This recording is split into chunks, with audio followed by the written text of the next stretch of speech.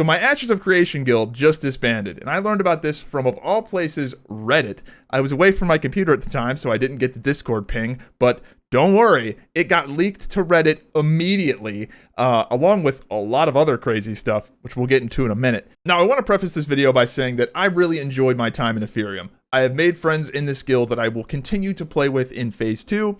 I really enjoyed being the first, supervillains in Ashes of Creation. We did a lot in a very short period of time, and I had a blast doing it. And I think even Epherium's biggest haters cannot take away from the fact that the guild was highly effective. This was an extremely well-run, effective Death Star PvP MMO killing machine. And I think pretty much everybody, regardless of what you think about the guild, can't really take that away. In my short time with Epherium, I can tell you with 100% confidence that Alec was a highly effective guild leader.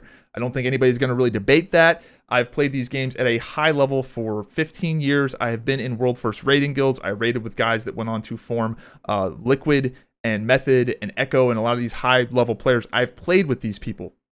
And it takes a certain type of personality to be able to wrangle all of these top level, type A personality, ego-driven players that are, they're good at the game, but they're a little grating sometimes. It takes a very special person to focus all of these players into a Death Star laser beam, especially in PvP games. And Alec was the perfect person for that. He's probably the most effective PvP guild leader I have ever played with.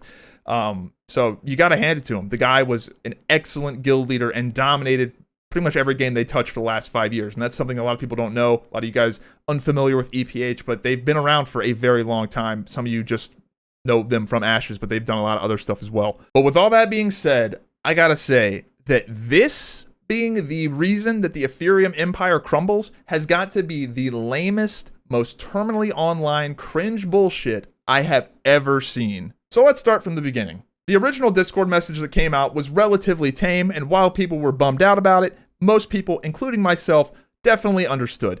And that is basically summarized as, hey, I'm done running Epherium, I want to go touch grass, this is a lot of work, and I need to focus on other elements of my life. That is how I sort of read the first message, and I think a lot of people can understand where he was coming from with that original message, because running a guild like Epherium is a ton of work.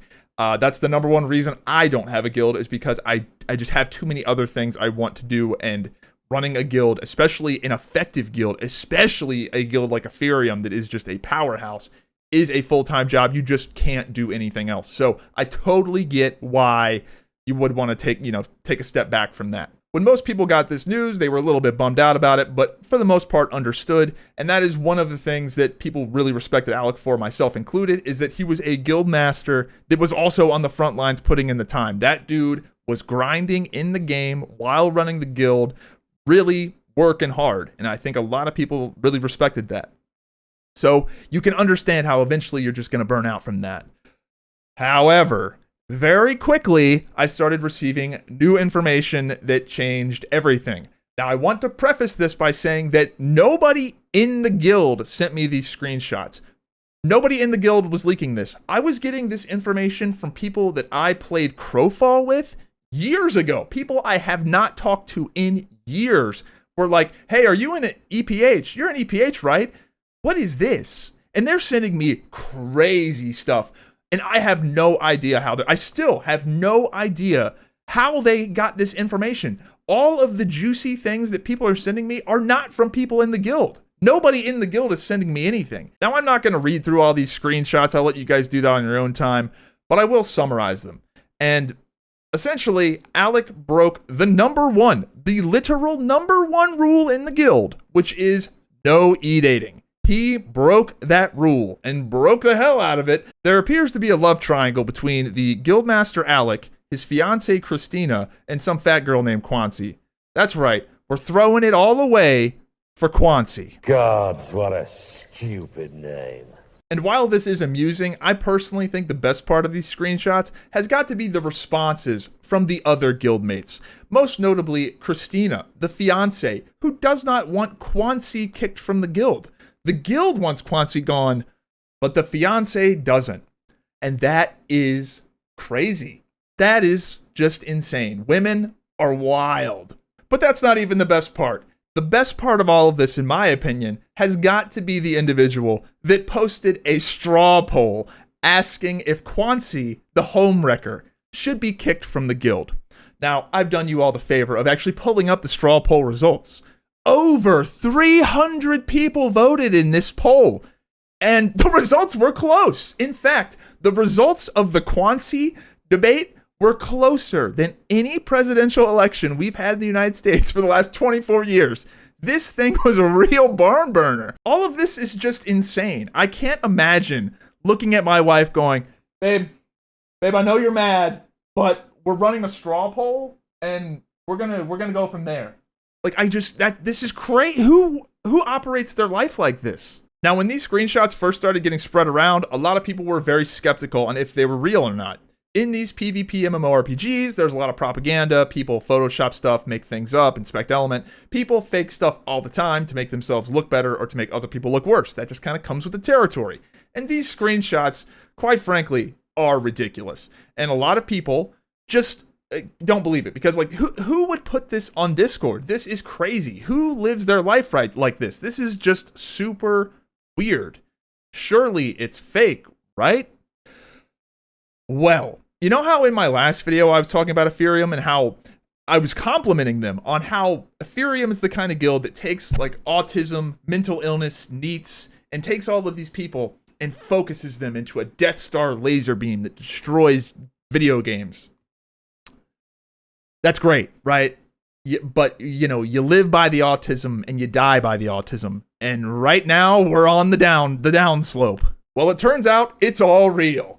Epherium is dead, done, never coming back. Rest in peace. And this has nothing to do with moral values or scandals or I can't stand being in a guild with a guy that cheats on us. Like, nobody cares about any of that shit. Alec could be murdering puppies, but if he was an effective guild leader, guess what? We're going to be marching right behind him. Yes, sir. But it's over because it's weak and it's cringe. If it came out that Alec was smoking crystal meth and sucking dicks in airport bathrooms, that would be, you could recover from that because at least people could say, wow, he's like really going for it.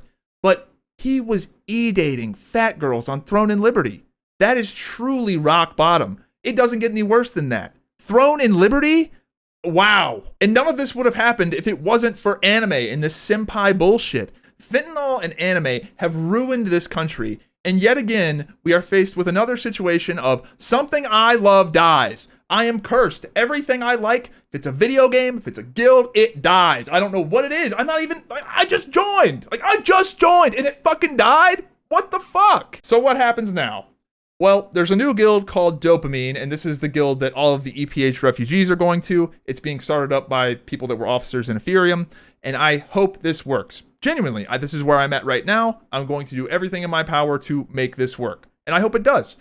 But I'm a little skeptical, and here's why I'm skeptical, and that is that Alec was EPH, and Alec was smart enough to disband the guild rather than transfer leadership. And the reason I say that is because that never works. He was the guild. The reason Epherium worked is because people believed in Alec. Because Alec, people like myself can identify that Alec is that like psycho cult of personality that people love. Alec is the Thanos of autism. And it takes somebody like that to wrangle these kind of players all together. And Alec has the unique gift in getting all of these players to march in the same direction. And when it comes to players like this, getting everybody to march in the same direction, let's say you got to get them to march 5 miles. Even if they march 5 miles in the wrong direction, if you can just get them to march 5 miles in the other direction, like that's so powerful. Just getting them to march in any direction at all, even if it's the wrong direction, is so powerful. And he had that unique gift to do that because people believed in Alec. Alec was the God King. I think that's literally his title in Discord. It's very appropriate. And you have to have that cult of personality. You have to have the warlord, the dictator. When it comes to a guild like this, you need the efficiency of a dictatorship. You need to understand that the people in Epherium, a lot of them mentally ill, autistic, NEETs. These are not high-functioning people in society. You can't have a council with a discussion with representative government. It does not work when you're dealing with these people are animals. You need a dictator. You need everybody to drink the Kool-Aid. and everybody was drinking the Alec Kool-Aid. And you had this dictatorship that was efficient and ruthless, and you had a psycho named Alec at the fucking head of it, saying, fuck you, grind. And everybody was like, yes, that's our fucking guy. And then he did some cringe bullshit with a fat chick on fucking Throne and Liberty. Fuck, dude. It was so good. It was so fun being the villain, and they fucking ruined it for Chauncey, fuck. And that's a wrap, folks. It's the end of the Empire. The dynasty is over. The role players on Vyra have won. Epherium is dead in a ridiculous self-inflicted wound. Genuinely, this is like a Pokemon that like hurt itself in confusion.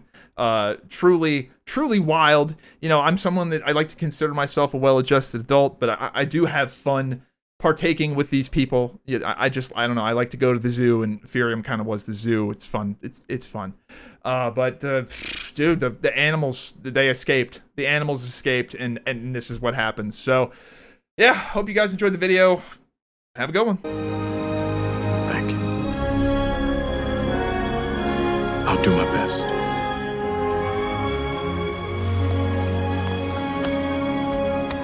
That's why it's yours. You want to tell me about her?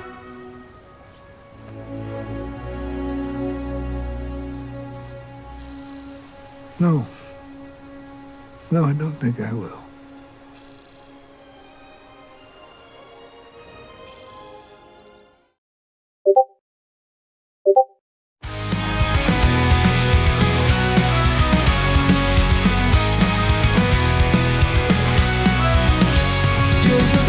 Fierce and proud, Alex leading every crowd. In ashes of creation scene, playing fierce, living the dream. Blood scandal hit with thunder's roar, achieved with Quancy there on floor. Christina's heart broke into glass, Alex's secrets couldn't pass. Epherium standing tall, even when the leader falls.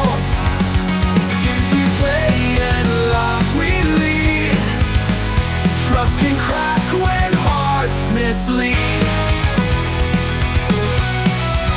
Scandal high burns like coal. Alec playing two was bold. In the end, truth seared like sun. Fiance lost and game undone. Quancy's laugh